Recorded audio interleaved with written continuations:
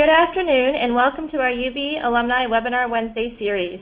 My name is Christy Fields and I oversee the Alumni Career Services program here at UB. Today I am honored to introduce you to Dr. James Lemoine, Assistant Professor at the University at Buffalo, where he researches and teaches organizational behavior and leadership.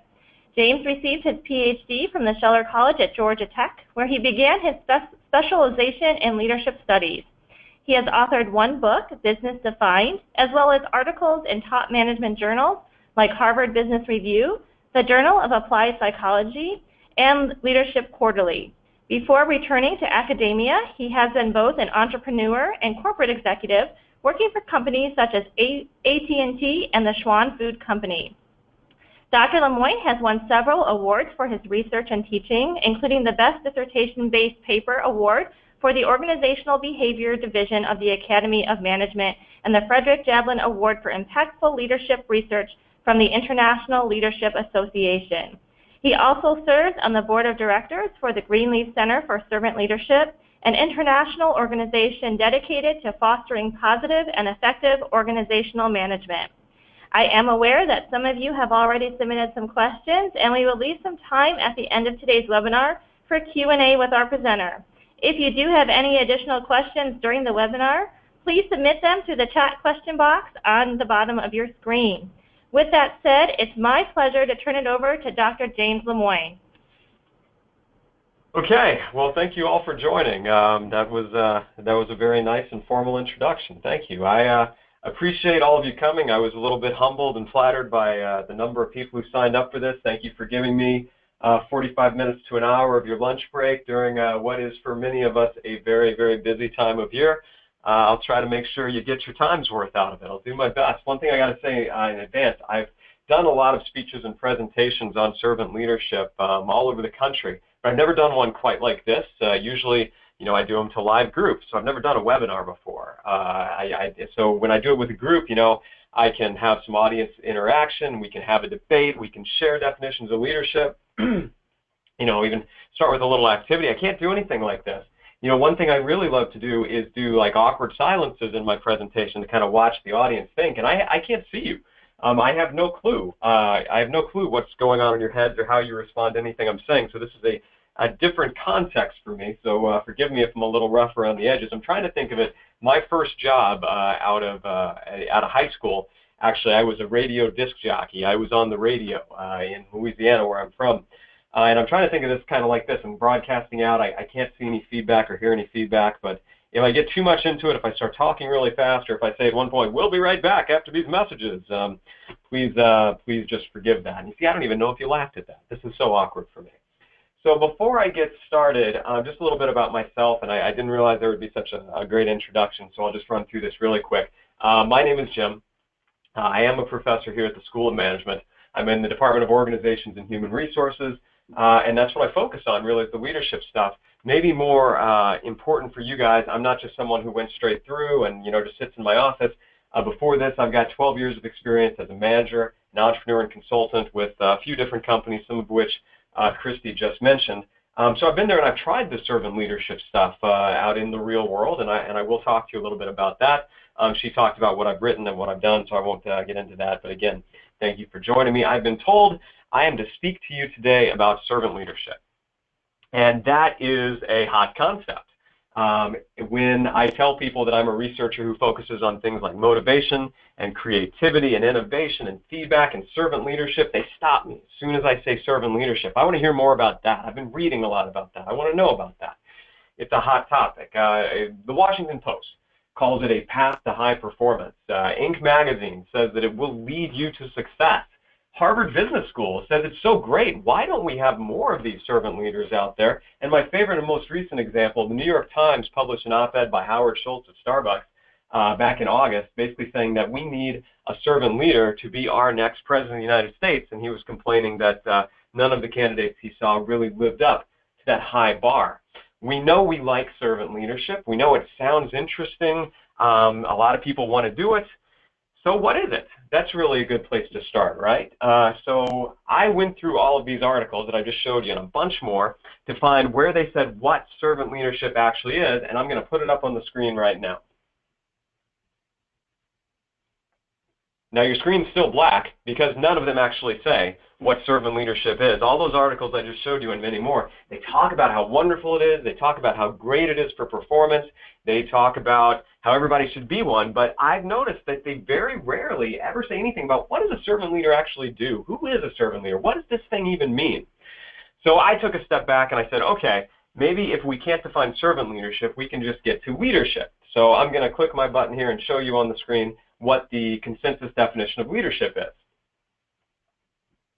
And you can see we've got about the same thing. Actually, it's a fun exercise. Right before this, I went to the dictionary and I looked up leadership, and it says, for the definition there, definition number 1 in my dictionary, it said the act of leading. Okay, well that's not too helpful, so let's look up lead. And so definition 1, what a leader does. Oh, okay, well, all right, now I'll look up leader. So I look up leader and it says someone who practices the art of leadership, which sent me back to the beginning, and we're in a circle, and boy, this is rough. How can we, I can't talk to you about servant leadership if I can't talk about servant leadership, if I can't talk about leadership, and I can't talk about leadership if we can't even agree what it is. If I could ask you a question, which I really wish I could, but if I could, I would just call out, how do you define leadership? When you think of leadership, what is it? When I do groups, I hear all kinds of things.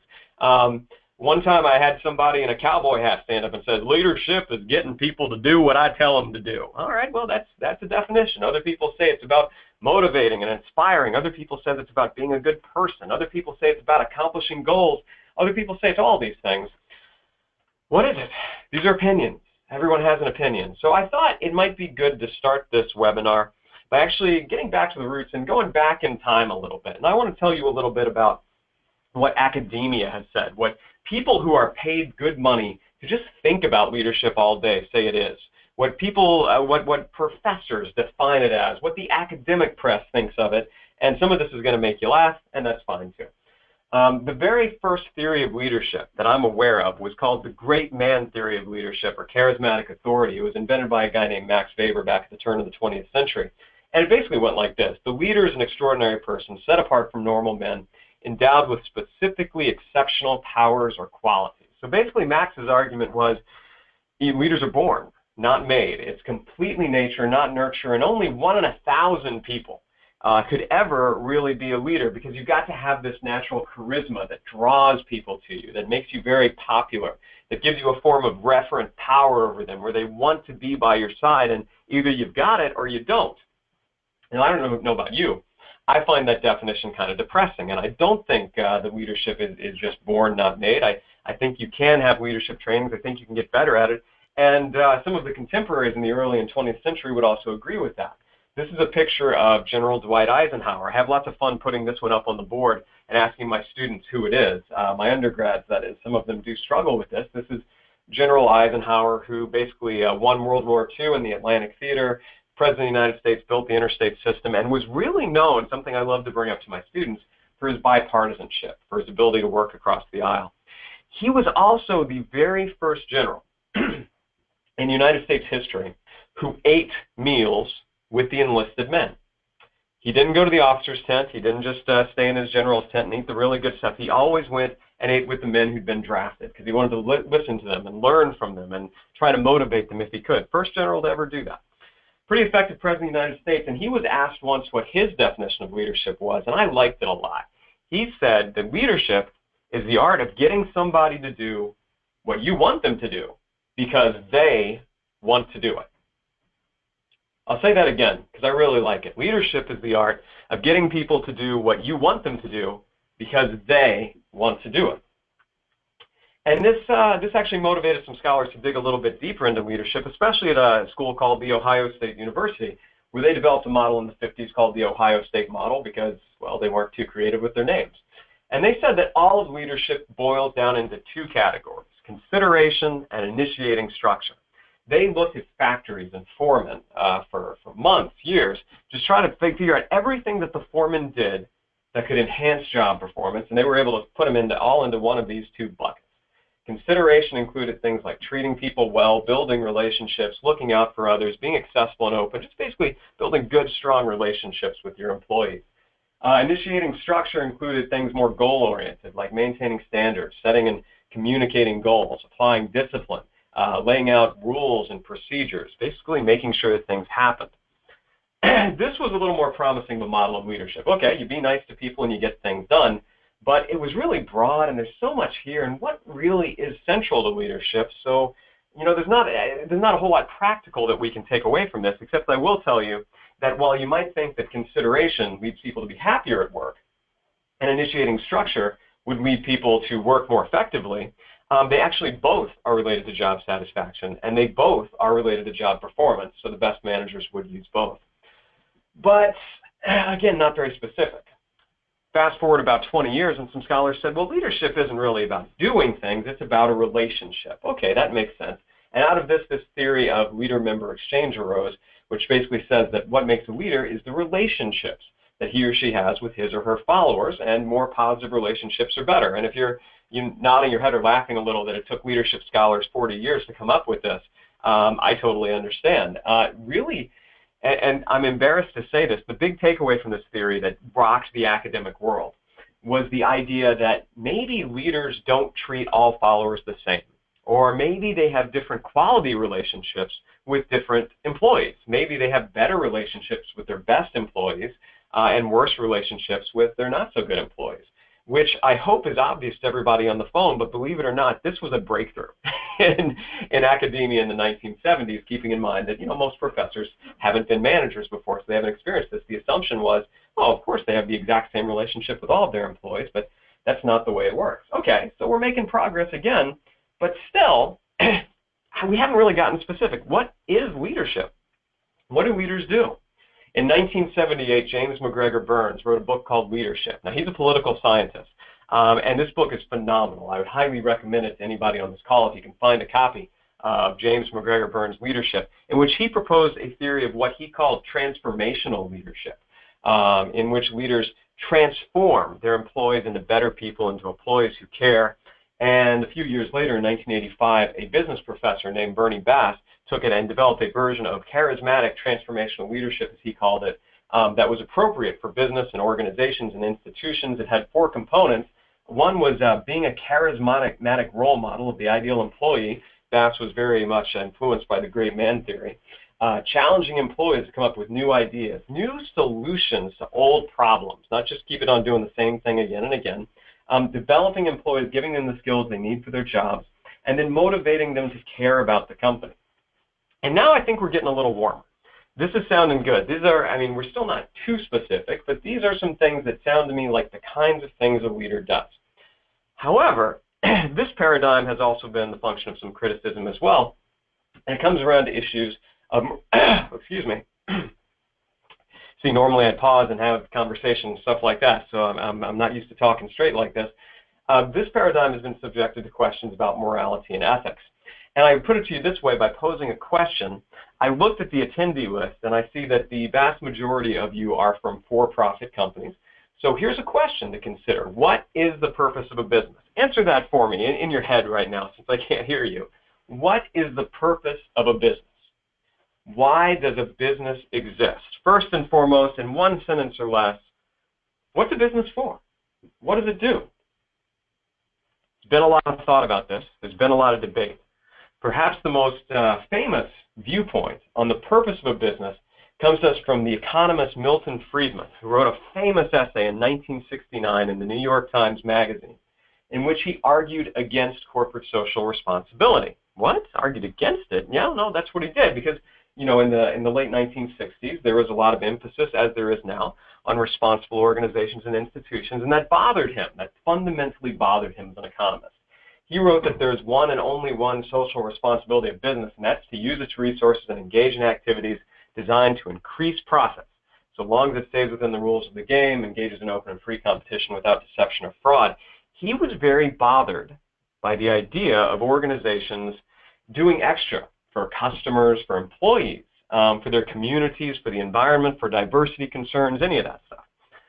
And he had a really interesting ethical argument that I'd like to share with you. He said, you may say it's ethical for a business manager to devote resources to some corporate social responsibility. However, if you think about that, whose money is that?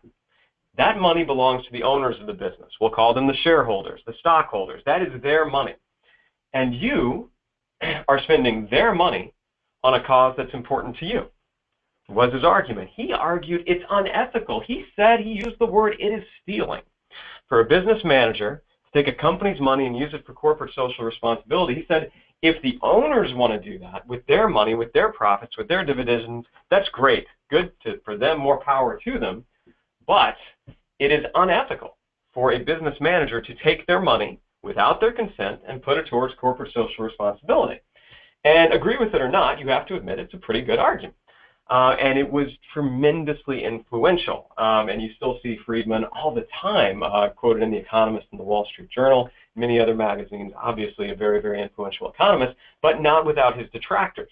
A few years later in the 70s, there was a professor called Edward Friedman who had an amazing beard that I'm very jealous of, and I always thought kind of looked a little bit like George Lucas.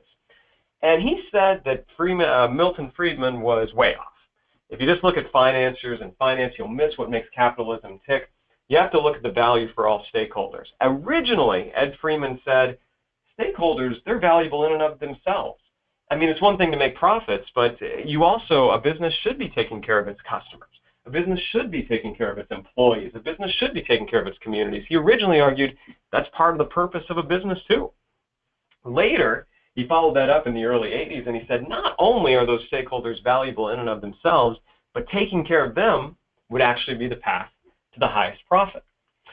Milton Friedman replied to this and said, you're wrong, the economics don't bear this out, you're really distracting us from what's important. Friedman said, nuh-uh. Friedman said, uh-huh, and it went back and forth for years until one of them passed away. And people ascribe to one of these two viewpoints. Whom must a business benefit? This is a question I love to ask every group that I talk to and all of my students that I work with. There are two views. There's the shareholder view and there's the stakeholder view. The shareholder view says it's the owner's money. It's the investor's money. That's who the business is there to represent and to serve, the shareholders. The stakeholder view says, yes, they are important. Don't get me wrong. I'm not just saying we're ignoring them. They are important, but they are just one of many stakeholders, which also include employees, customers, communities, diversity concerns, the environment, and so on and so forth. Maybe the shareholders are the most important, but they're not the only thing that's important. And boy, I love having this debate. Normally I would have this debate with you guys, but unfortunately I cannot see nor hear you. So just to break it down a little bit more, this is the Milton Friedman view, which is the stockholder view, the shareholder view, that says all of business resources and performance are laser focused going to shareholder profit. And you want to hear something funny? I'm pointing with my laser pointer at the screen right now to show you how it works, and I just realized you can't see it. According to the stakeholder view, it looks more like this. Well, yes, we are going to shareholder profit. Yes, that is a concern, but we're also concerned about taking care of employees, communities, customers, and just basically doing the right thing. So which is it? There are strong thoughts, on both sides of this. And one thing that I will share with you in academia is only recently, in the wake of all the ethical scandals of the 21st century, starting with, at the beginning, your Arthur Andersons, your MCI WorldComs, more recently to scandals like Wells Fargo, we are talking about this as professors. And one thing that really struck me that I love to share, these are pictures of Nitin Noria and Rakesh Khurana. They are very respected leadership professors at the Harvard Business School. And they wrote this book that you've never heard of called The Handbook of Leadership Theory and Practice. But I'll tell you, for people who are interested in leadership research and scholarship like me, it's like a Bible. And it was released in 2010.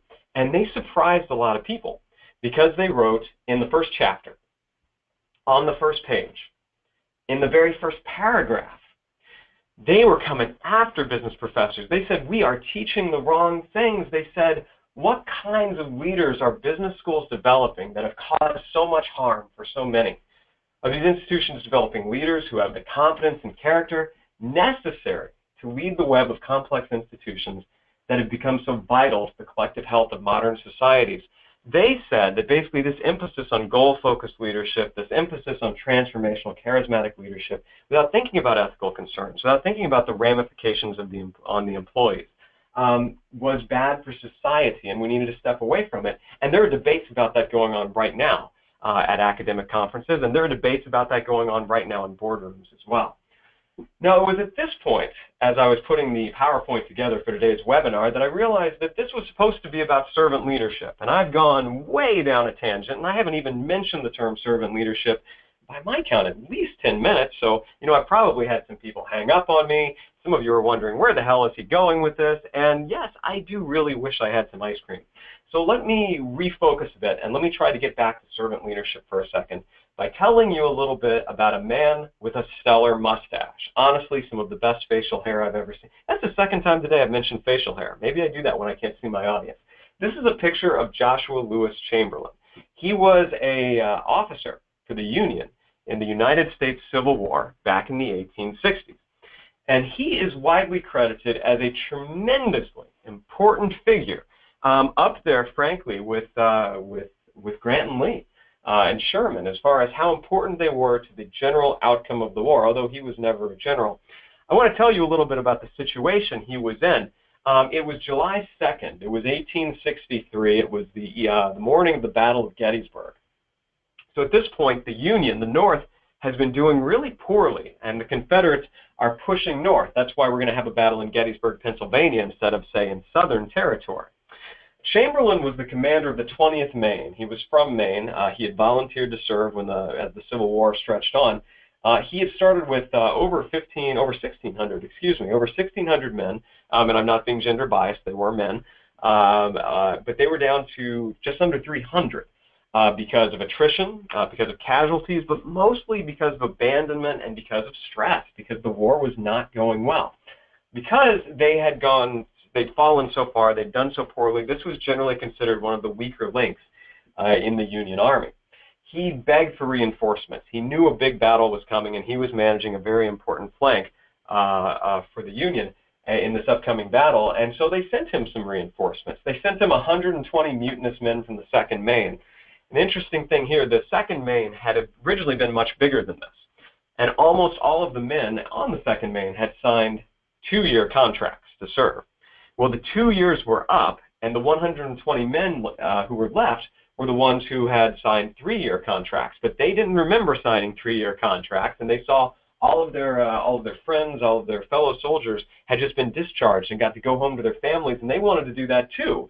The Union was saying, no, we need you. We've got to have you. You signed this contract, but they wanted to go home. So they were openly speaking about mutiny, overthrowing their commanders, going home.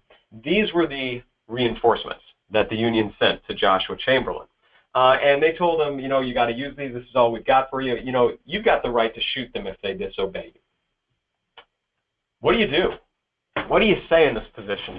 You're on the eve of a battle that could decide the war, and indeed it did. Many historical scholars say. You're in this situation. What do you say to them? You've got a chance to go out and give them a speech. What would you tell them? How would you try to convince them, persuade them, coerce them, whatever, to serve the Union cause? And normally at this point, we would pause for about a minute, and I would have the participants just think about this. And I encourage you, I hope you're thinking about this now. Imagine you are in Captain Chamberlain's shoes. What do you do? What do you say?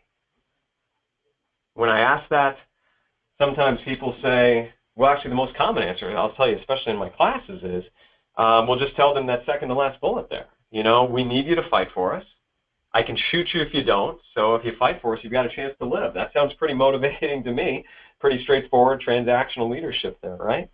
Some others say, no, I need to tell them how important this is to the war effort. I need to tell them, you're a long way from Maine. You'd never make it home without our support. Okay, that's a unique way to go about it.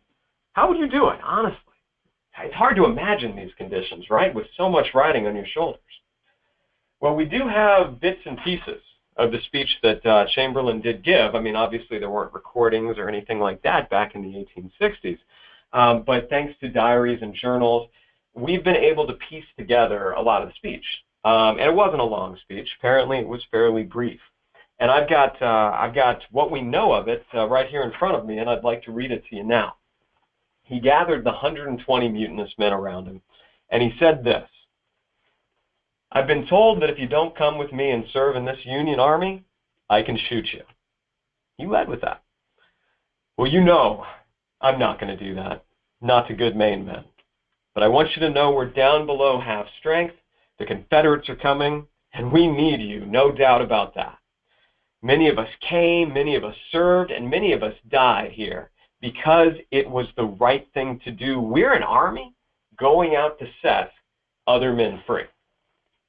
What we're fighting for in the end is each other.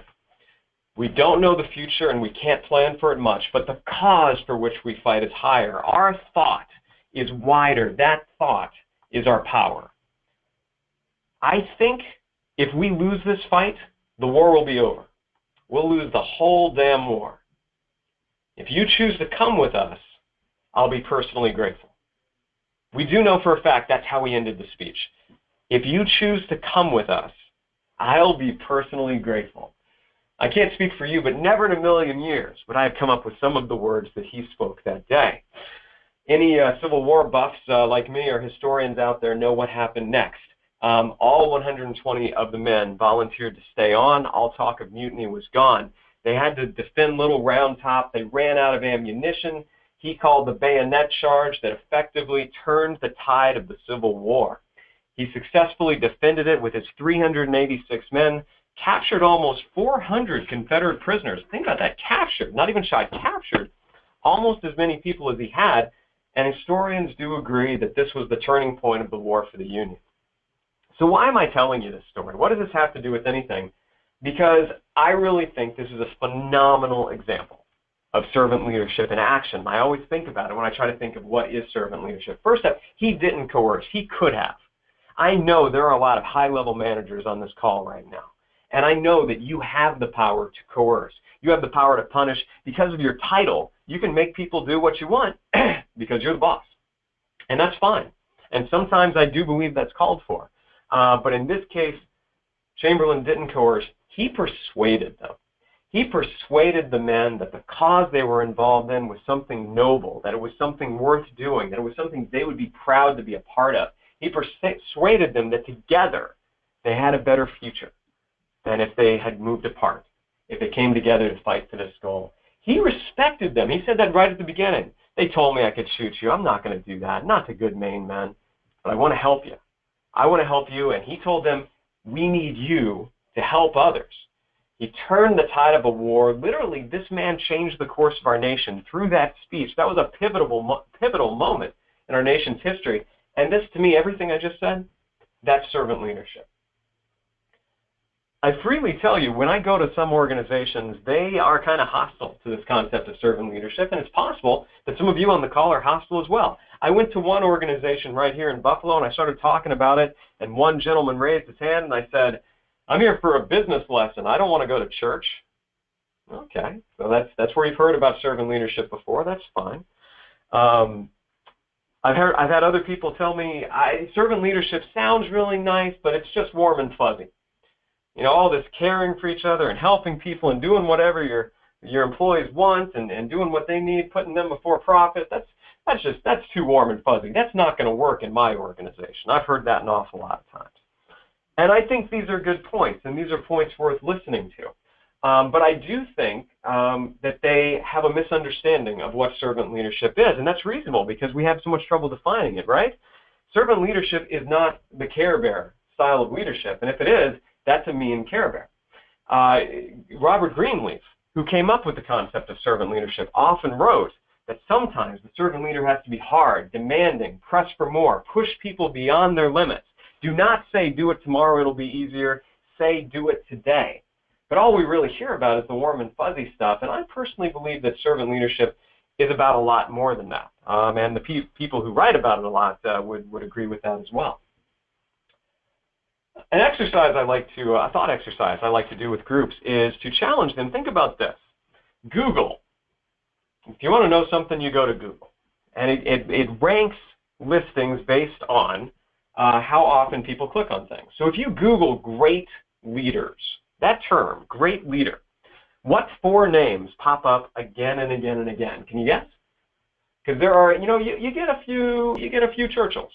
You get a few Hitlers. You get a few Mother Teresas. You get a few Washingtons. But you get a more recent. You get a few Reagans. You get a couple of Obamas. But what 4 names pop up again and again and again if you search for great leaders? You got an idea? Martin Luther King Jr., Abraham Lincoln, Mahatma Gandhi, and Nelson Mandela. And all four of these have been written about as exemplars of this whole servant leadership thing. And when I look at these guys, what did they have in common? They had a mission. They had a cause that they believed very strongly in, and I think it could be boiled down to liberty, for freedom, for all four of these individuals. And they were willing to fight in very different ways to attain it. These were not soft, warm, and fuzzy people. I mean, even Mahatma Gandhi, with his peaceful resistance, I would hardly call him warm and fuzzy. I would call him driven and willing to do whatever it took to get to his goal. That's more what we're talking about when we're talking about servant leadership. If we want to talk about servant leadership, I would be remiss not to tell you about the guy who first came up with it, or at least wrote about it with that language, Robert Greenleaf. This is a picture of him. So Bob Greenleaf, back in the early 1900s, he was pursuing a college degree in mathematics. He wanted to be an engineer. He had no interest in any of this leadership and management stuff until he went to a required sociology course. And his old professor made a statement along these lines, and I'm going to read this to you from his book. There's a new problem in our country. We're becoming a nation that is dominated by large institutions, churches, businesses, governments, labor unions, universities, and these big institutions are not serving us well. I hope that all of you will be concerned about this. Now, you can do as I do. Stand outside and criticize, bring pressure if you can, write and argue about it.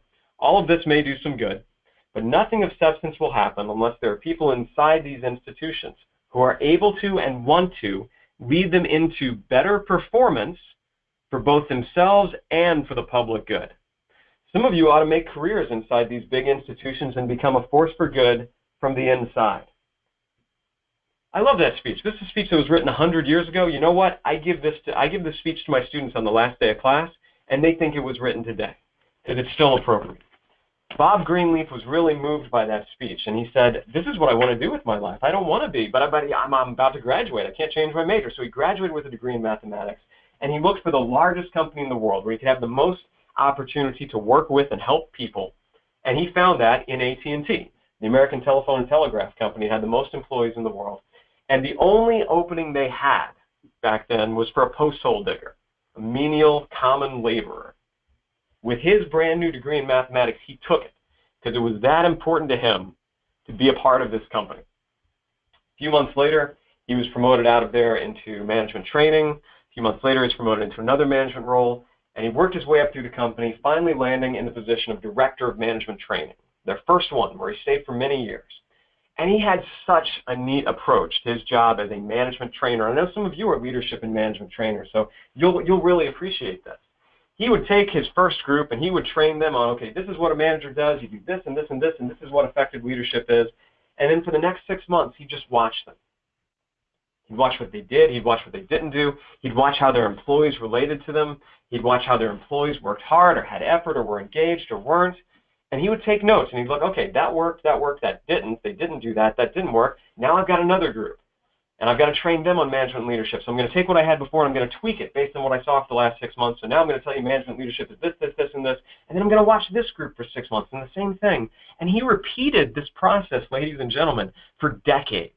For decades. He kept tweaking and refining what is effective leadership until he finally arrived at this idea of the servant as the leader. This was the essay that he wrote. Published in 1970, 6 years after his retirement from AT&T, in which he summed it all up, in which he said that the most effective form of leadership is one where the leader is oddly, dangerously, and paradoxically a servant, where it's not just the boss telling people what to do, but the most effective form of leadership, he wrote, paradoxically, is the leader who cares more about his employees than effectiveness. Whoa, weird. This is a strange concept. So we can go back to the Greenleaf, and a lot of his best essays are included in this book, Servant Leadership, A Journey into the Nature of Legitimate Power and Greatness. That's where I just read that speech from. And in it, he does define servant leadership. And this is how he does it. He says, do those served grow as persons? Do they, while being served, become healthier, wiser, freer, more autonomous, more likely themselves to become servants? What do you think about that definition? Servant leadership is this. This is the mark of the servant leader. You look at the mark they lead on the people who follow them. Do they grow as persons? What is the impact on them? I like it. It sounds good. But even as was mentioned, I'm a board member of the Greenleaf Center, the organization, the institute. I've got to say I got a problem with it. When I look at this stuff, growing as persons, followers becoming healthier, wiser, freer, more autonomous, these are the outcomes of servant leadership. This is what we expect servant leadership to lead to, but I'm not sure this is what servant leadership is. This doesn't tell us what to do to get there, and that's what I want to know. What do we do to get to where our followers grow as people? So we've been giving this a lot of thought in academia, especially out of the University of Illinois, Chicago. They've got Bob Lydon and Sandy Wayne, two brilliant scholars and two wonderful people who've really been trying to dig into this. What is it? What does it actually do? And they've come up with 7 dimensions of servant leadership, 7 things that servant leaders do really well that I'd like to share with you. On the end, helping others to grow and succeed and putting others first. Okay, a little vague, right? And it sounds a little warm and fluffy. I apologize, but this is essential.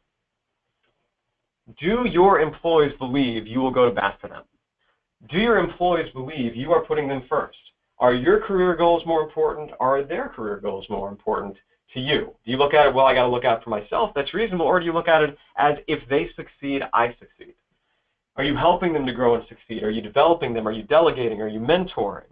Not just in their jobs, but are you training them to take your job? Because after all, you can't be promoted if you don't have someone in the back ready to do your job. They act with empathy. That does not mean giving in to everything. That does not mean being warm and fuzzy, and it doesn't mean not holding people accountable. It means being understanding. It means getting to know people. It means getting to understand their personal needs, their own personal concerns, their own desires. A lot of managers, our studies have found, for instance, assume that all of their employees are motivated by promotions and pay, when in fact there are many employees out there who don't want a promotion and for whom pay is actually one of the least powerful motivators. There's statistics around this. People who act with empathy ask lots of questions and they listen and they're humble, so they learn, what are my employees really after? Empowering teammates, delegating things to them. You can get a lot more done. You've got people at your skill level who are doing just as much work as you are. Demonstrating conceptual skills is one of the pillars. You know, all this warm and fuzzy stuff, well, nobody's going to listen to you or pay attention to you or respect you unless they believe you've got what it takes to get things done. And if you're a servant leader leading a failing department or a failing company, you're not going to be a servant leader for long because the organization is going to fall apart around you. So there's got to be a little bit of that stockholder, shareholder goal focus, or the servant leader won't be around for long. And then the servant leader engages in external citizenship because they believe that by serving their communities, 1, that's a good cause, it's good in and of itself. 2, that's going to make their organization more effective and successful in the long run. They believe that. And at the center of it all is behaving ethically. And that's an easy one, and that's one that I love/hate to talk about because you can really dig into this, and academics have, philosophers have. What the heck are ethics anyway, right? But it's not just an academic question because I think it's important to understanding leadership and servant leadership. The classic Greek understanding of ethics, as far as virtue ethics goes, is just that, you know, be all you can be the best person you can possibly be, and that's the most ethical thing to do. And that's not how the servant leader thinks. Now, how most business people think is that ethics is about laws and regulation and compliance and norms, not rocking the boat too much, doing what's expected of you. That is what you hear a lot in modern business ethics training. And I would contend, again, this is not the ethics of the servant leader. The servant leader believes in a more utilitarian viewpoint that, well, ethics means we help each other. We do the best we can for the greatest number of people. What are the impact on the greatest number of people of everything we do? We help those who are down up. We consider the impact on the least powerful in society, and we try to make the world a little better place, and we try to succeed ourselves along the way to doing that. The servant leader absolutely buys into the stakeholder model, as I provided it to you a little bit earlier. And I'm happy to report that there was actually some research done in 2008 with over 500 of the biggest companies in the world in 17 different countries that specifically looked at which is better, stockholder or stakeholder. And it found, paradoxically, statistically significant evidence that the top management teams who prioritize everything you see on the screen right now, yes, shareholder profits, but more than that, employees, communities, customers doing the right thing, actually had the most successful organizations in terms of finances, in terms of stock value, in terms of market cap, in terms of return on assets, because it worked like this. It turns out that there's a statistically significant relationship between taking care of employees, customers, and communities and shareholder profit. So not only are these perhaps valid means in and of themselves, but caring less about money is actually the way for businesses to make the most money. And this isn't just a warm and fuzzy anecdote. There's statistics behind this. I'd be happy to share this study with any of you if you'd like to see it. These were the CEOs and top management teams that had the most successful organizations. It's not a coincidence that if you Google effective leadership and you look at the categories that pop up, the first real category, the first model is servant leadership. Research has found that servant leadership, those 7 dimensions I just shared with you, leaders who do those things at top and lower levels enjoy higher job performance, greater promotion focus. Their employees go above and beyond more at work, doing more than they have to. Their employees have greater job satisfaction. Their employees don't quit on them. They want to stay, even if offered more money. Their employees have greater organizational commitment. And at the firm level, the firm performs better all the way up to return on assets. There's a great study done in 2012 that actually showed a very significant relationship, positive, between CEOs and CTOs having servant leadership mindsets and their firm's return on assets.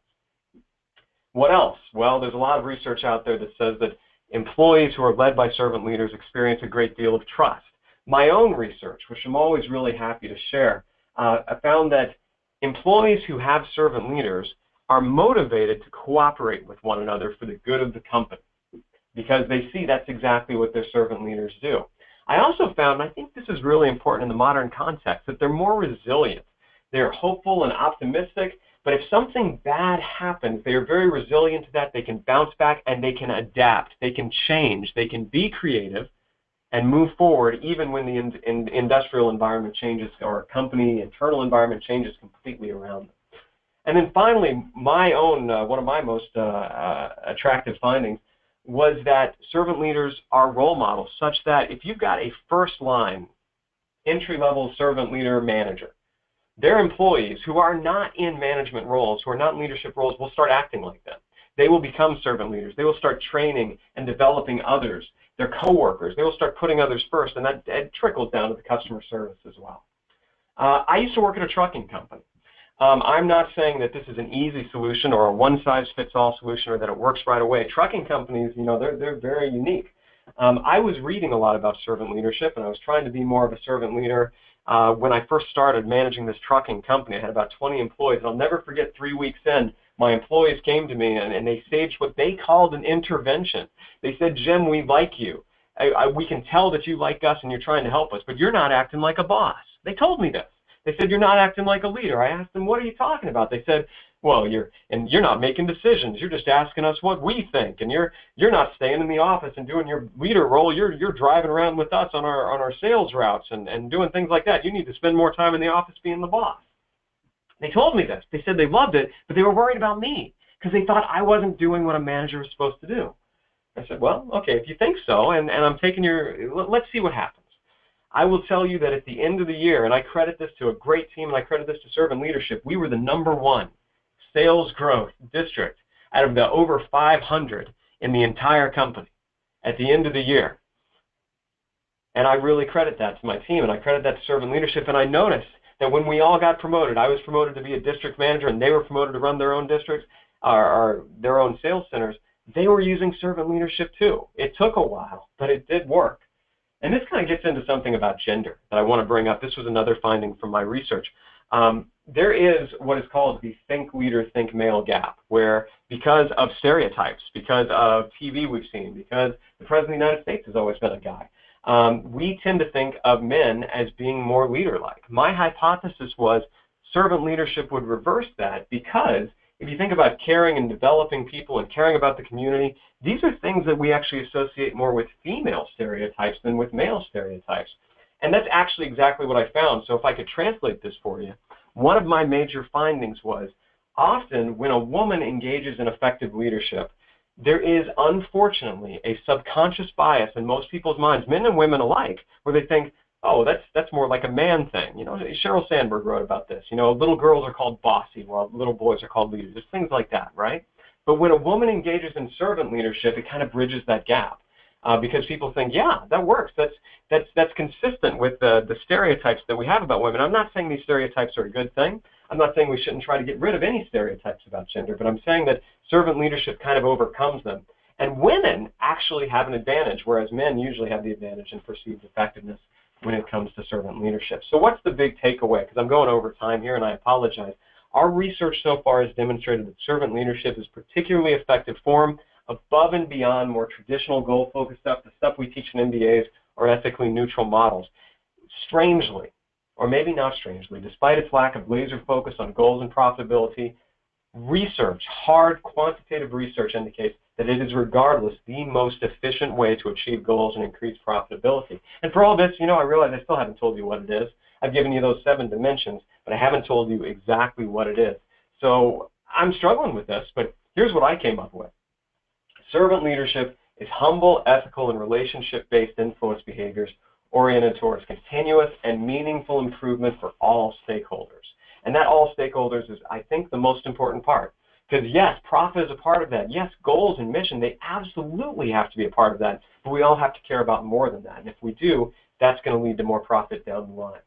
Now, I've got a last set of slides here that basically dives a little bit into each of these 7 dimensions that I shared with you earlier, and what are some practical ways to do that. But Christy, I know we wanted to open it up for questions at this point. Should I go into those 7 slides, or should we open it up for questions here? If you want to just briefly go through the 7 slides, that's perfectly fine, and then we do have a few questions that came in, and we'll leave the last 10 minutes or so for that. Got it. Okay. Well, I'll do my best here. Someone's calling me right now. Well, I think they can wait. So be a good steward, conceptual knowledge. I said this, if you don't know the basics of your organization and what it needs to do, nobody will take you seriously. Servant leadership, if you remember nothing else from this, it's not just warm and fuzzy. If something goes wrong, you need to be the first one to know. And part of that is you're in the thick of the things. You're listening to what your employees tell you. You're not tucked away in your office.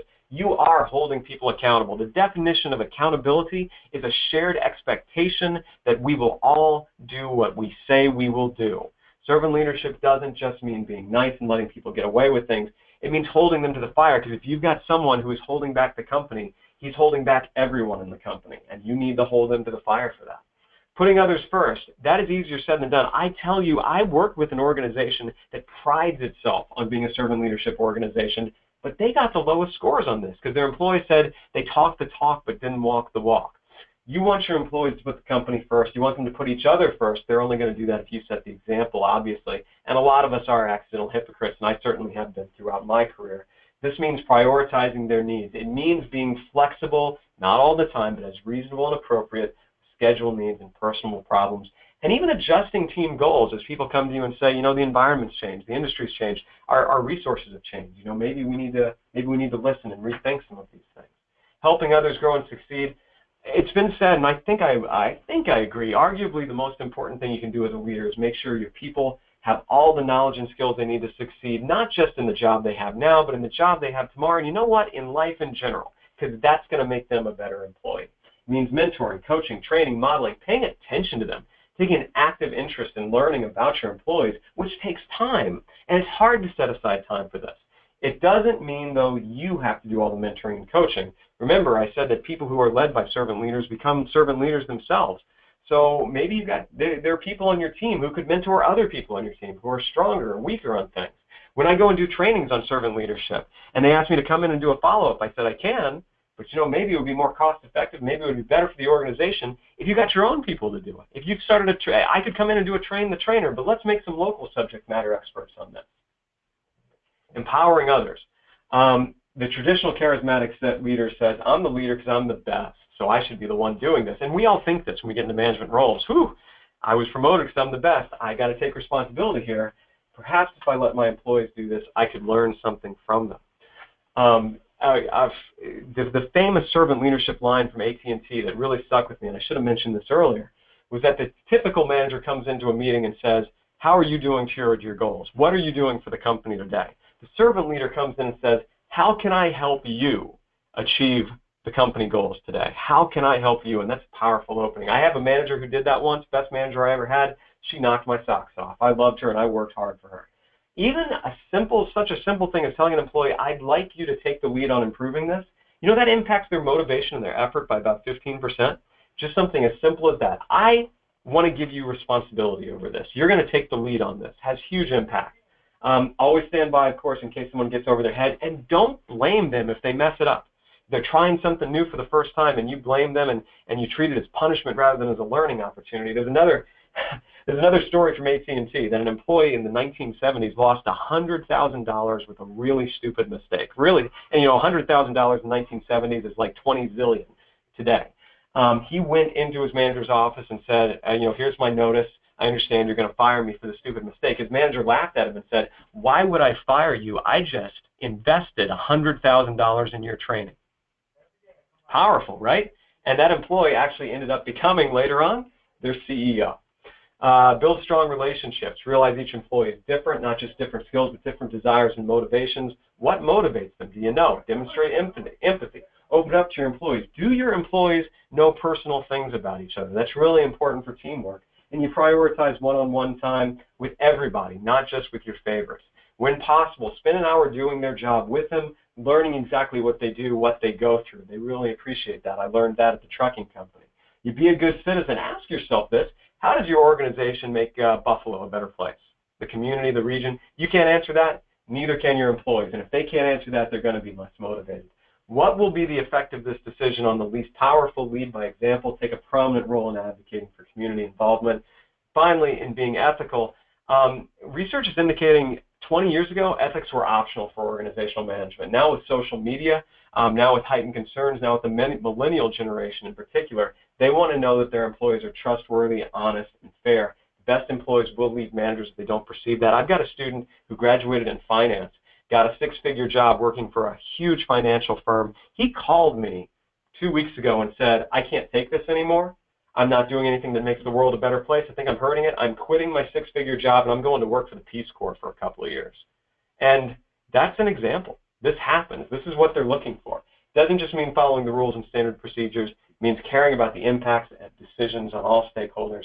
Coach employees keep stakeholders in mind. Just asking, is it good for the company? That's a question I heard a lot when I was in the corporate world. That's an important question, but I would argue that it is only part of the question. And that, in a nutshell, in 50 minutes, sorry about going over, is servant leadership. So we'll open it up for questions. Excellent. Thank you, Dr. Lemoine. The first question that we have that did come through is, can you just maybe expand a little bit on why the name servant? Somebody said their first reaction was maybe a little bit more negative towards this word. Oh, that's a great question. And I have fun discussing that with my class. So the idea for Bob Greenleaf, who came up with the terminology, was that he really wanted to turn people's perceptions of leaders on their heads. And he wanted to get across that the leader is not the person at the head of the table. The leader is at the foot of the table. Now, he was a Quaker. He was a Christian, so he was very, very influenced by the New Testament, the writings of about Jesus. But actually, he pointed out, if you go back to classic writings on Confucianism, Taoism, Lao Tzu, the Sikh faith, Islam, all of these faiths have this idea of service as very central, and he really wanted to bring that in. So he chose the word servant, and he actually wrote that for some people, perhaps especially minorities, this could be a controversial term, and he was a little concerned about that. I will tell you that I find that when I do these presentations, I do find about, I'm going to say 10 to 15% of the people I do it with who are minorities, African American in particular, say, yeah, I don't know how comfortable I am with the context of that. Most say they are, but it's something to think about. The idea, though, is just that the leader serves the followers. He or she is putting them first. There is conversation sometimes that, well, I wonder if there's a better term. It's forceful, it's upfront, and Bob Greenleaf wrote, it's supposed to make you a little bit uncomfortable. It's supposed to challenge preconceived notions. So it's an interesting question. Excellent. Another question, can you share any companies that you feel have really brought into and practiced servant leadership, and even some individuals in today's society, some current individuals who are practicing servant leadership as well? Sure. I would love to tell you about some of the companies I'm doing research with, because I'm finding some that are just doing a phenomenal job. However, I keep them confidential, so I can't share their names. But I'll tell you there's some companies right here in Buffalo that are doing a great job. Zappos is known for their servant leadership culture. Intel, Medtronic, Delta. One that I am a huge fan of and I would recommend if you're interested in this, Southwest Airlines. Herb Keller wrote the book Nuts a while back. widely acknowledged as one of the most successful CEOs of the 20th century, personified servant leadership in so many ways. So many of the stories I've told are very applicable to what he did at Southwest Airlines. So that's a great book to look up. I can tell you this. A friend of mine is named Cheryl Bachelder. She is the CEO of Popeyes, Louisiana Kitchen, and she pretty much oversaw it going from one of the fastest declining fast food chains to one of the fastest growing. And she did that. She credited it to incorporating a servant leadership mindset there. She wrote a book recently called Dare to Serve, which I helped her with a little bit. So I guess I'm kind of being self-promotional here, but I don't get any money from it. And it's a really good book that I would recommend. Let's see, what else? I talked about Zappos, Intel. Those are some of the big ones that I would mention up front. Excellent. Another question, what do you do if you are a mid-level manager who models servant leadership qualities with your own team, but you have a supervisor who doesn't model servant leadership? Yeah, so that's a rough question. That's a really tough one. And I personally found myself in that situation, and it was interesting. So servant leadership, research shows that it's contagious downwards. Is it contagious upwards? I would imagine it is, but I would also imagine that's a lot more difficult to do, and I don't have a lot of research on that. It's much easier to change a leadership culture downwards than upwards, and from the founder's perspective, certainly. But that's a rough situation. The research does tell us that if, let's say, a second-level manager manages 5 first-level managers, and if they see that the majority of their managers are using a different style than they do, then they will actually adjust and tweak their own style to match it. So it's kind of the power of coalitions here, right? So strength in numbers, so much and so forth. There's also a lot of research that says that role modeling can happen up or down, such that if your boss sees that you are being tremendously successful and they ask you why, and you say, well, because I do this, this, and this, servant leadership type stuff, they're going to be a lot more open to it. But that doesn't mean they will be open to it. Some people are kind of like the truck drivers, like, what the heck is this? This isn't, or like I said, this is church stuff, this is warm and fuzzy, this isn't leadership. In the absence of research to back it up, I don't want to lie to you, I'd say the only thing you can do is lead by example, and try to make sure it's known that, tell your boss, I'm trying to lead in a different way. I'm doing this a little different than I've done it for the rest of my career, and I had this conversation once, and it was actually pretty good. I know this isn't the way most people lead here, but I've been reading a lot about this, and there's a lot of good research about it, and I want to give it a try. And let's look together to see how effective it is. I had that conversation way back when at one of my old employers, and my boss, who was absolutely not a servant leader, still reacted really well to it, a little bit skeptical, but over time I convinced him. Excellent. And really just possibly to expand a little bit on that, another question that came through says, it seems that different individuals respond to different leadership styles. Can it be that a leader needs a predominant style but hold in reserve individualized approaches? Well, I don't think anybody in the modern world would disagree with that, right? Every leadership style is people react to differently. I told the story of the truck drivers, and my research actually shows there are people, let's be honest, there are people in our organizations who are there mostly for the money and for the prestige and for the status, and they don't care very much about working with others or working to better the community and so on and so forth. So the question is, do you manage them differently? And I'm just taking this from a servant leadership perspective. It's a really big question. We could have a whole webinar on this, right? But from a servant leadership perspective, do you manage them differently, or do you keep doing the servant leadership thing with them? The risk, if you drop all the servant leadership stuff with them, is that you're perceived as hypocritical and that you're perceived as unfair. So if you're empowering a lot, delegating a lot to one group of employees, if you're community service projects, if you are giving them extra development and training time and you don't do it for this person who maybe it's not a good fit for, that can open up a whole can of worms. I would actually recommend, if the servant leadership style is a style that resonates with you, and maybe it doesn't, right, because it's got to be authentic. If the servant leadership is a style that resonates with you, it will take longer to work, but our research shows that eventually it will work. And I don't know if that's a helpful answer, but that's the best answer I've got. Wonderful. Thank you so much, Dr. Lemoine. We are getting close to our 1 p.m.